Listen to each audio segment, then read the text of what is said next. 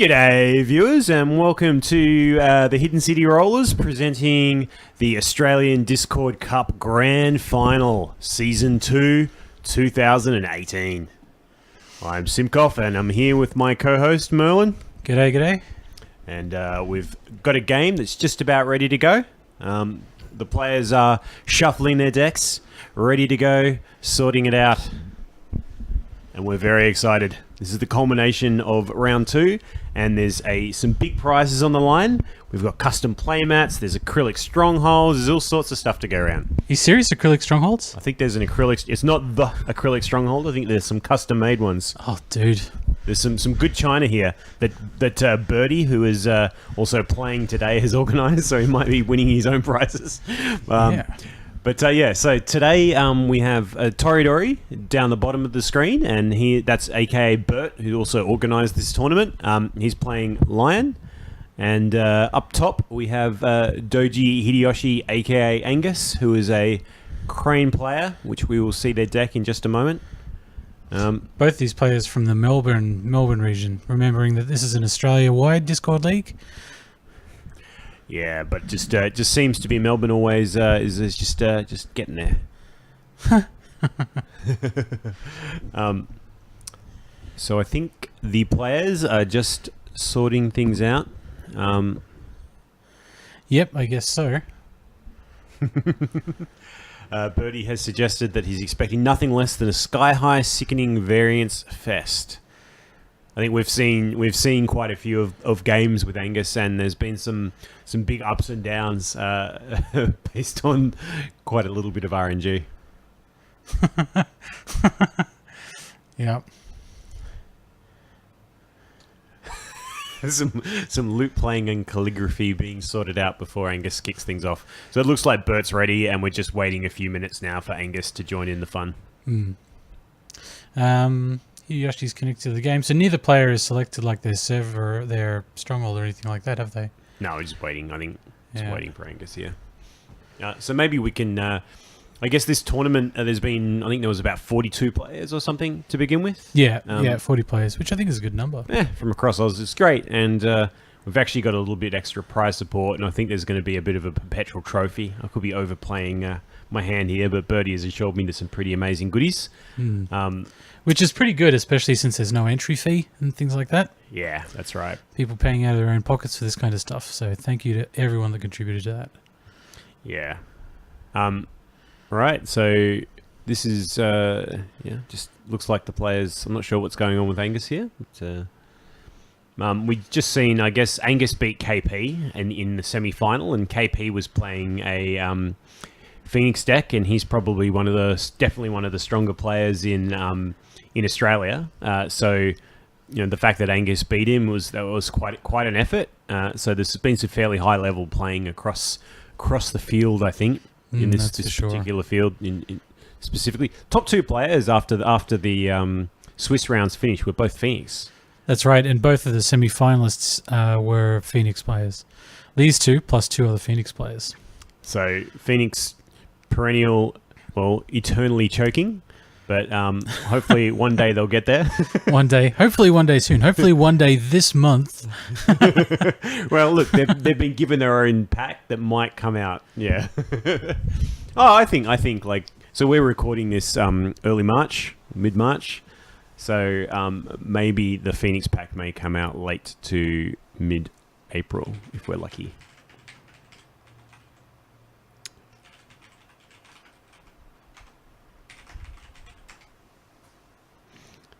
Now, I noticed that, Merlin, you made the choice for this cast to have, it looks like, the Phoenix background. Any particular reason there? Any particular reason? I think you know the reason. I mean, that particular image is in adorning several things that I cherish. My stronghold, right? Mm-hmm. I've got a signed version of this card in like a folder somewhere. Yeah. And if you, on the way out of the house, you'll see that there's a signed print of this picture on the door, on the side of the door. I think you've got some custom underpants with this image too, right? No, not my underpants. Something else, not my underpants. All right, well, we don't need to go there. It's a family show. All right, Angus has arrived. don't need to go into that either. Right. Crane Stronghold has been revealed. Traditional roles picked. No cheating here. Wouldn't that be a thing? So I think both players are very nervous. Bert said this could be the biggest moment of their lives, and they're wishing each other well. I got to say, Angus has done tremendously well in this event. Tremendously well. He's shaping up to be a really good player. Yeah. So mulliganing a couple of cards, clearly looking for something, although not game to ditch 4 cards. Wonder what Toreador kept. My money's on a Matsu Berserker. I think everything else just gets ditched. I can't remember what Angus's splash is. Do you remember? I thought it was Dragon, but I could very much be wrong. I could be mistaken. We'll find out. That could be the fun and excitement of this cast. So if I look at Birdie's flip, there's 2 people there that are quite special. The Matsu Berserker and Gunso. Love to see them first turn. Placable Magistrate, absolute trash. Yeah. And actually, all of those are probably going to go into the discard pile at the end of this turn. Ujiaki, fantastic. But like from a Crane perspective, are you getting a second person here? Oh, I guess no. Well, you're getting all the military stuff. Challenge is great, and I think so. Toreador's flipped first, so the challenge's ability only works in attack. So I think the challenge is maybe not as super effective when you're going second. Yeah, I agree. I think all Bert needs to do is to attack with both of these characters, and he probably will. And then that means the challenger isn't doing a whole lot. Not this turn anyway, right? Next turn could be interesting. No pump faking with the draws. They both just immediately just snap bid 5. Mm-hmm. Always bid 5. Always be bidding 5. ABF. I've heard that rule. Way of the Crane. It's not terrible. Turns on his cancels, which are always important in the Crane matchup, I think, in a matchup with Crane.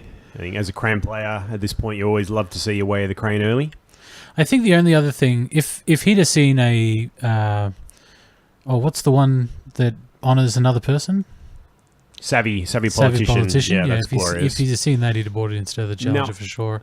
Something subtle here is Bert put 1 fate on the Matsu Berserker, and sometimes that means, I mean, Matsu Berserker is obviously an amazing personality, character, but sometimes that means that maybe Bert didn't draw, at least in his opening 4 cards, for greater glory. Because usually you just kind of go that, or maybe he's predicting that there could be a cancel. Voice of Honor, cancel there against, and it's a good personality to keep around for a couple of turns. Well, he did run into meditation, so that honor is not going to stay around for very long. Almost certainly the scout is not going to defend here. Is the challenger going to defend? I don't know. Maybe. It's a military conflict, which means you really need... you need to be confident that you're going to get some value out of the defense, which means your opponent needs to be spending 2 or 3 cards. And with a dash there, you can't be... he has defended with the challenger. But with the dash, your political... if you're running policy debates, they're actually quite useless because you can't target them against the Berserker. This is true. So you're looking at what damage you can do, and we haven't seen the splash yet, but there could be a Miramoto's Fury. Who knows? You're probably going to see Bert spend at least 1 card here. He's going to threaten a break and see what his opponent does. Yeah, I think that's good. Or yeah, something. Even a Way of the Lion here with the Stronghold threatens, so that if bowing the Stronghold will threaten the break. That's good. Is that a fine katana? Okay. So I think Bert was splashing Dragon. I have a feeling. I think they might both be splashing Dragons. There could be some let goes here. I'm not sure. I don't recall. No, I can't remember offhand either, but that can be some fun and excitement. The deck lists were disclosed to an impartial judge, much like Academy Award voting and decisions. But so none of the players know each other's deck lists, but they have been kept fixed as of top 8. That is 2 Way of the Lions for those astute people at home watching. That is so.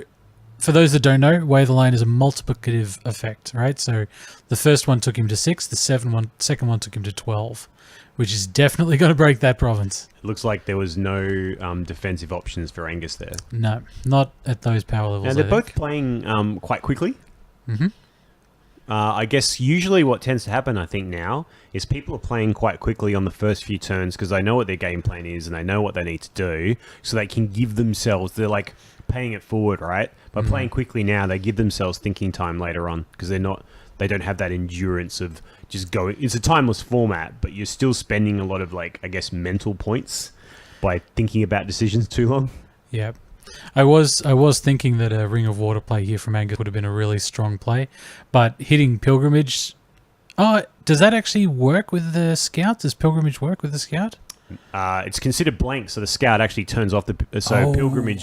Pilgrimage effect will not be in place. Yeah, it's unlike Pathfinder. Pathfinder's Blade's not going to get you around a pilgrimage, but the Cautious Scout certainly does. That's great. Now the interesting thing is... did we actually see some defense here? Yeah, Bert defended, which I think is good because if he attacks in, then the Crane Stronghold is just going to bow him. So at this point, using this character on a military conflict is good. I think very, very good. Unless the other point is trying to get the favor, because the second turn Yoshi can ruin people's days. So what was that? That was a Bonsai. Got Voice of Honored. Seems a little bit premature. Would you have done that with a Bonsai? I don't know. I'm not sure I would have done that on a Bonsai. You're only doing that on a Bonsai, I think, is if your goal here is to break the province, not just win the conflict, but break the province. Yeah, I agree. Although that's very true. I think from my perspective, I would have been just trying to win the conflict, in which case he plays a Bonsai, I play a Bonsai, that's probably fine. What I'm more worried about out of a Lion deck is a charge. I think both these decks, unlike a lot of other decks we've seen, especially the Phoenix decks, both these decks are very aggro decks, like very aggressive decks, trying to do damage from the moment the game starts. Yeah. It's not that gentle flip up the provinces, see what's going on, check out what the terrain is. It's just get in there. I don't care what your terrain is because it's blank. What your province is because it's blank, and I'm going to take you out. And he puts on a fine katana, which takes it to breaking. Yep, that seems fair. What's... He had 3 Way of the Lions, dude. Like... Far out. That's crazy. Far out. What an incredible first. Oh, and did he pay for that? Or he just lost... He got it for free because he lost the conflict. I like but Doji Challenger does get readied. Yep. Are we seeing, like... What's the purpose of this Vengeful Oathkeeper? Is he going to charge in with this Vengeful Oathkeeper and just try and take a ring? Like, why play that? Why not keep it for later? Yeah, I'm not sure. I guess he wants. I guess he could have he could have a ready for battle. Actually, yeah. And he could be unafraid. Could be unafraid, and also it could be he just wants to poke. Like Bert wants to find out what he's dealing with. Yeah, that's true. You do always want to be flipping up your opponent's provinces at a reasonably decent pace. Yeah. And it defends. It's interesting. So we see a fate gained off the Seeker roll. Mm-hmm. And what's the bowing from? Oh, the stronghold. The stronghold, yeah, of course. So I guess no ready for battle. No ready for battle or not considered valuable. Like, I think that even if you do have a ready for battle, I don't think it's a huge deal.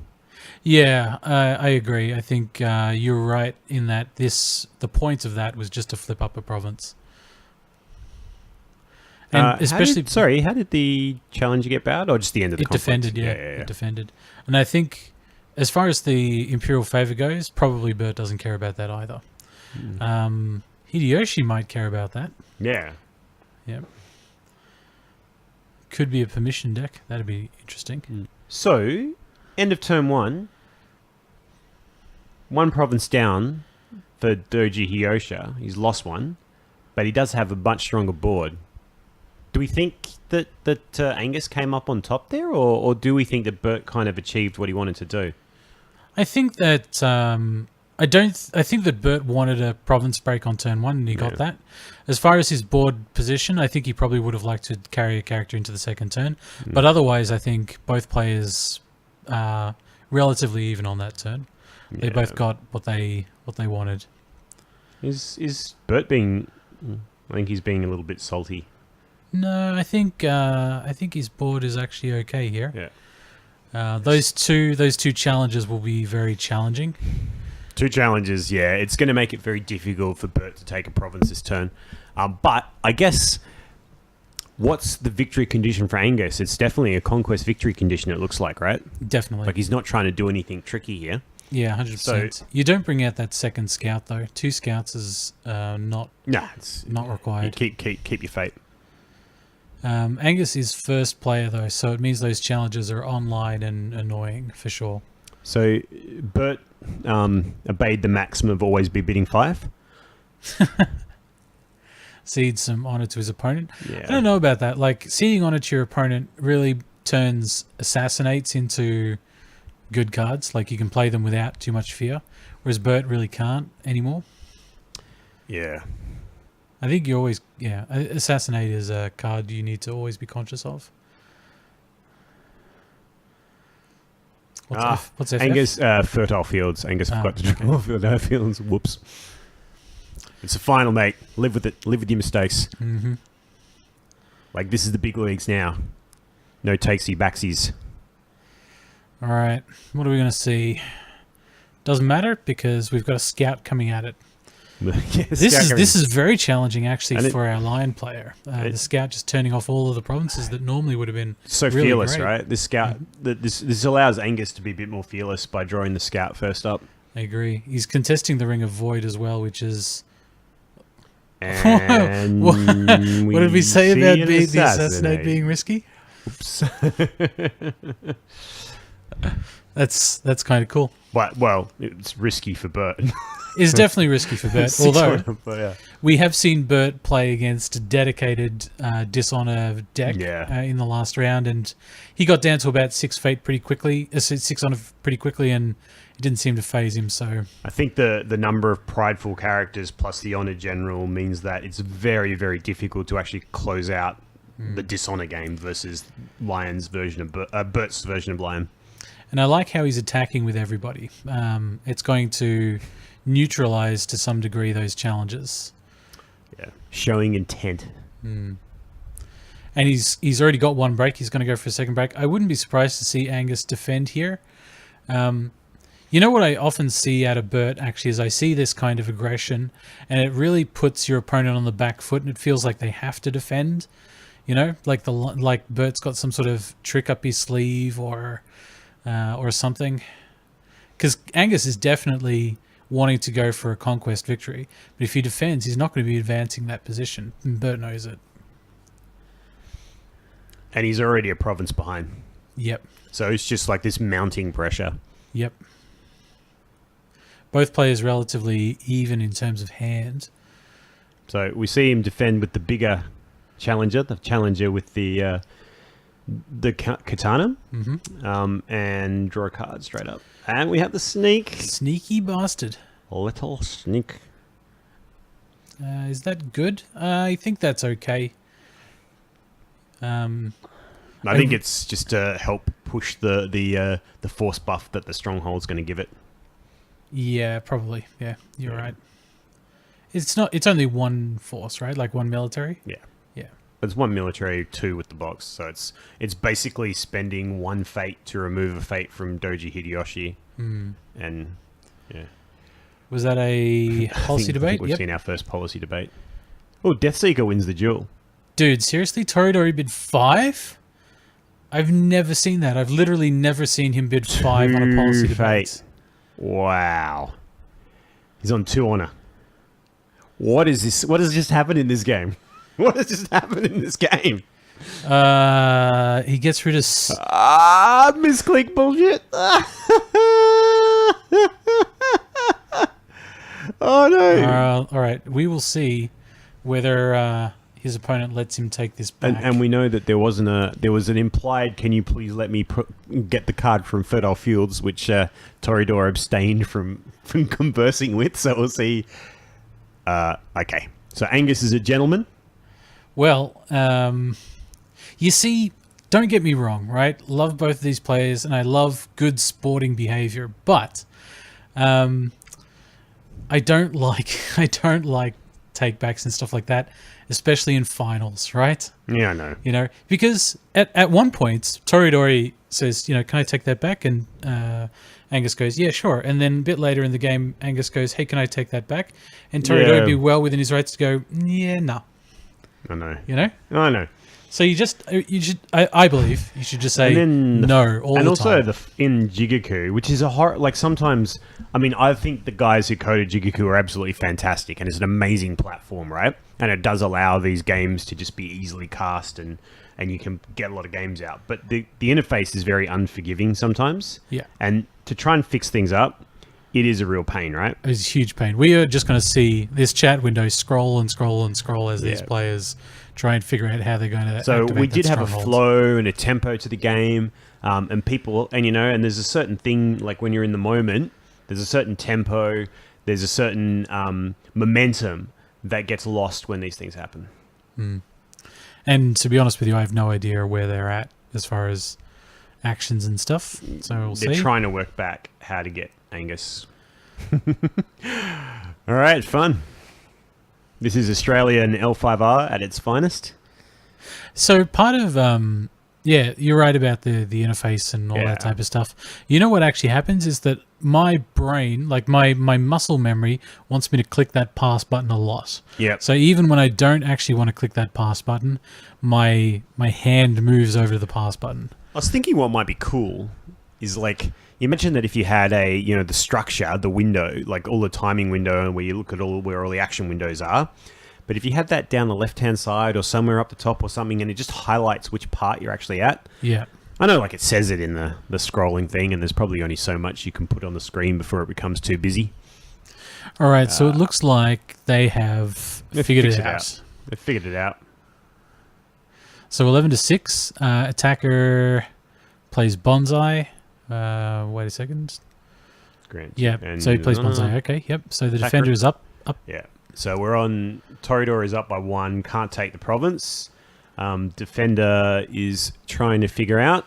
Doji Hideyoshi is trying to figure out whether he's going to be able to successfully defend.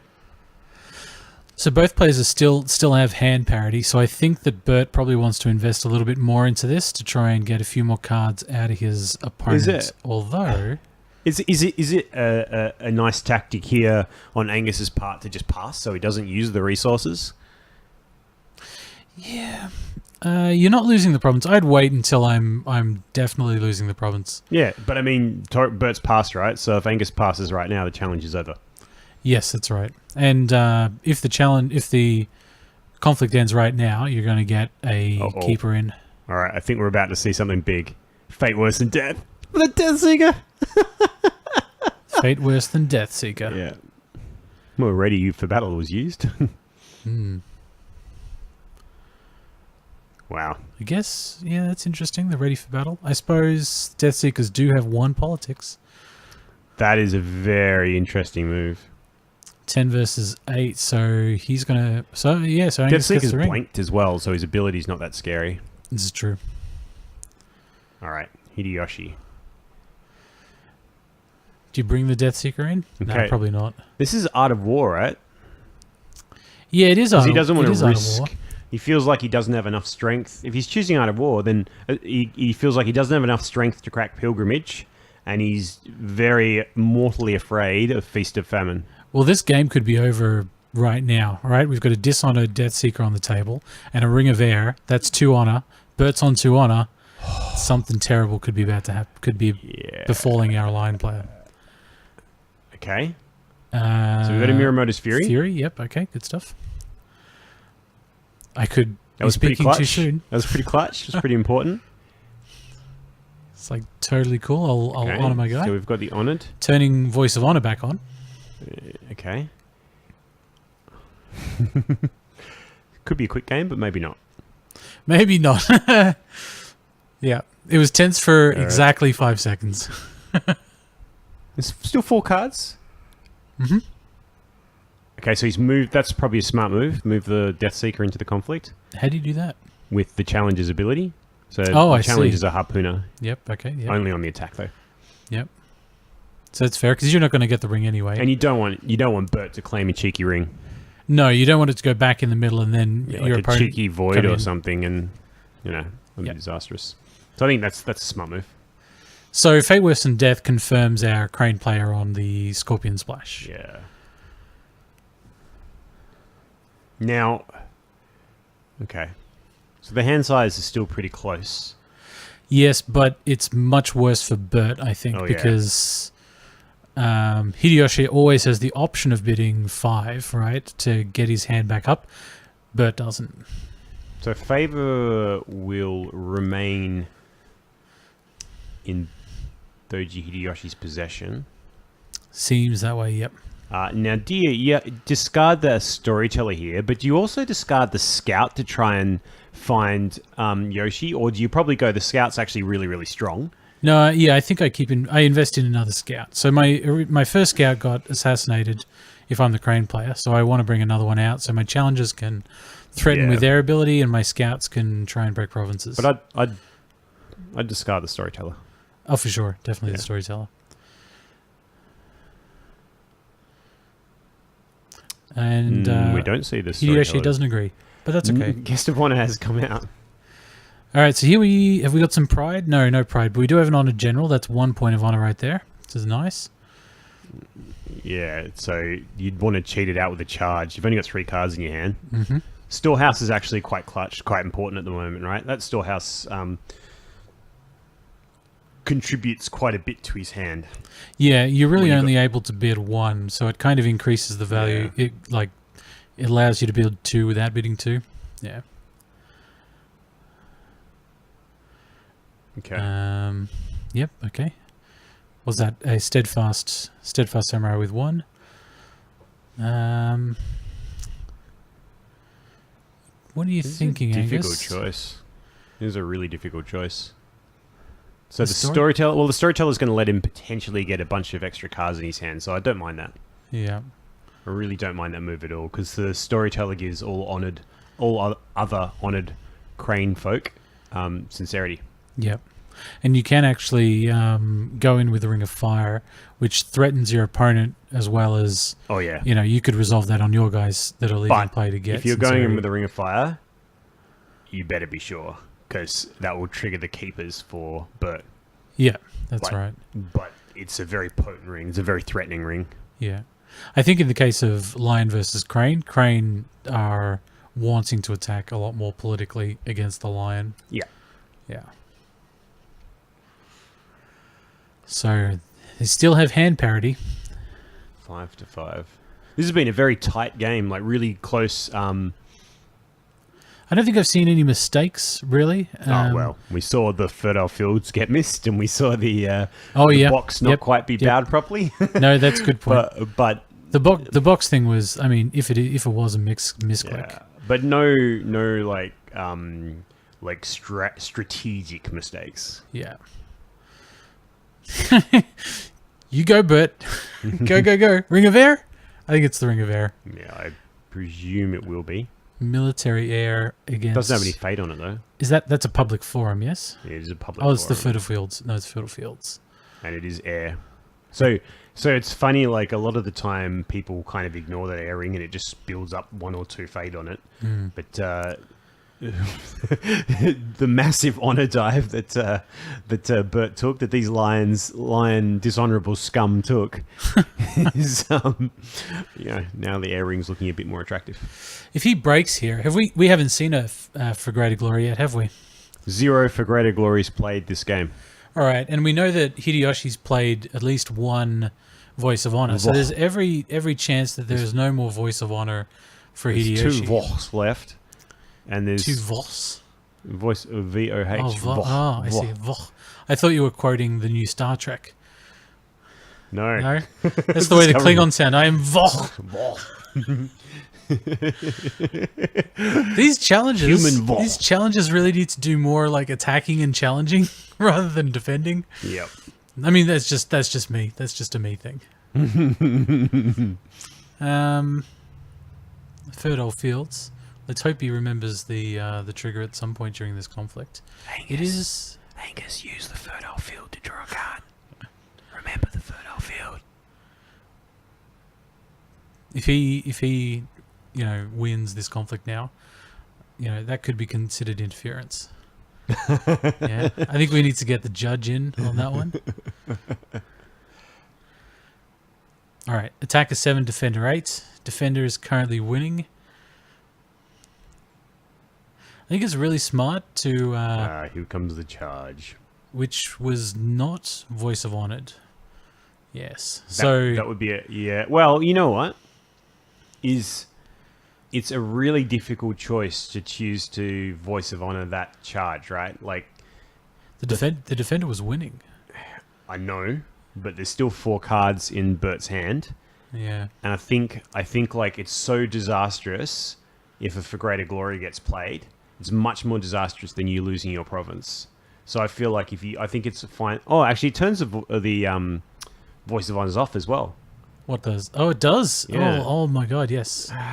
It's really hard. It's really hard. I don't think he's got it. Angus is a really smart player. Yeah, very smart. When he and I were playing not so long ago, I hit what was it?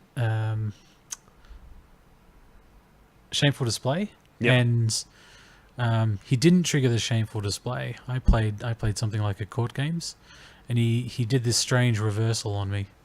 His guy got honored, and then he just cancelled my shit. Yep.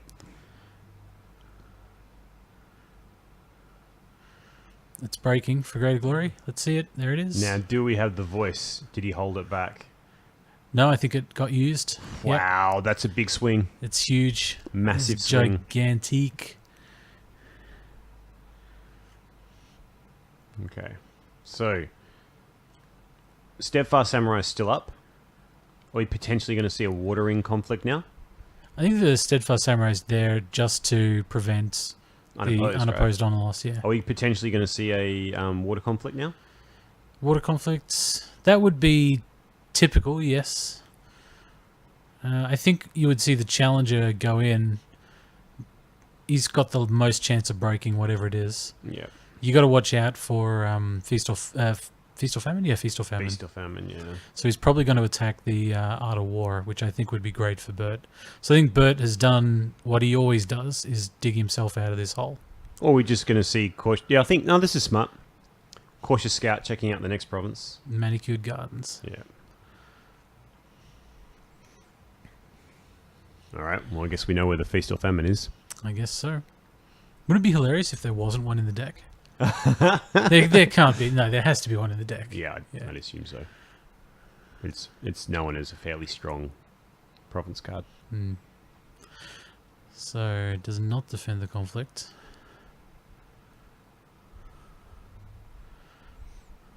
Okay. We're seeing a Fine Katana. I think it's being let go. I was about to say that I think Bert might let this one, like the province, just get broken, but... Yeah. I don't think you're worried about things like... you're not at this point worried about really high impact attachments, so I guess that let go on a Fine Katana is okay. Yeah, it's a cheap defense. Okay, so Storyteller readied is Bert... like Bert might just try and... Is there a ring that he wants to block? He might just go for the fire ring here so that... You're not going to lose by... Angus. Yeah, you're not going to lose by honor at this point of the game. So I think you might just go for a cheeky fire ring because that puts a lot of... On it, Void. Who's he trying to get rid of? Storyteller? Probably the Storyteller. Yeah. Well... Shameful. Actually, no. You know what? I would be trying to get rid of the Challenger. Shameful is a very big province right here for Bert to... for Angus, because this is going to potentially dishonor the Steadfast Samurai. Mm-hmm. That's one honor loss. You've then got another personality up to counterattack, which is another unopposed honor loss. And if it's a firing, you could dishonor the Goblin Scout, and that would be a dishonor loss. So this could potentially be absolute... Oh, what's happened here? Yep. They're just initiating the next conflict. Yeah. So this could be absolutely... If Bert doesn't have an answer here, it's game. Yep. Yeah, I think Bert doesn't have an answer, and I think we might just be crowning the king of L5R. Sorry for you. Oh, Bert, come on. It's a good game, Bert. Fight to the death. What the hell kind of lion are you? Oh. All right. Angus is quoting Bert. and the GG has been called. Congratulations to Angus, who is our 2018 Season 2 Australian Discord League champion and the proud recipient of some prizes, which we might edit in here once we know exactly what they are, but there's some pretty exciting prizes. Yep. Isn't that interesting? We've gone through a whole league and we're not really sure what the prizes are. Well, we're playing for the fun of it because we are just so obsessed by this amazing game that Final Fantasy Flight Final Fantasy Flight have released. Yeah. FFF. Yeah. FFFG. All right. Well, any final thoughts before we wrap up, Bert? I thought it was a pretty good game. Pretty very fast, very quick game. It was definitely very fast. I was expecting a long, drawn-out game here. I was expecting a lot more aggression on the part of the Crane player. In the end, though, I think the thing that did Bert in was that policy debate. I have no idea what was in his hand that he really wanted to spend 4 on a 4. Policy debate was a massive brain fart. I was mate, because it wasn't. Did he have a For Greater Glory in his hand at that time? He didn't, did he? I have no idea. Oh, we don't know. Yeah, we don't know. Yeah, he must have. Yeah. He must have. Yeah. Anyway. All right. Anyway, that's it. So thanks everybody for watching, and thanks everybody that followed along with the coverage. We'll be doing another league not so much longer a time, and we'll cover that one as well. All right. I've been Ben. And I'm Merlin. Bye-bye. Bye.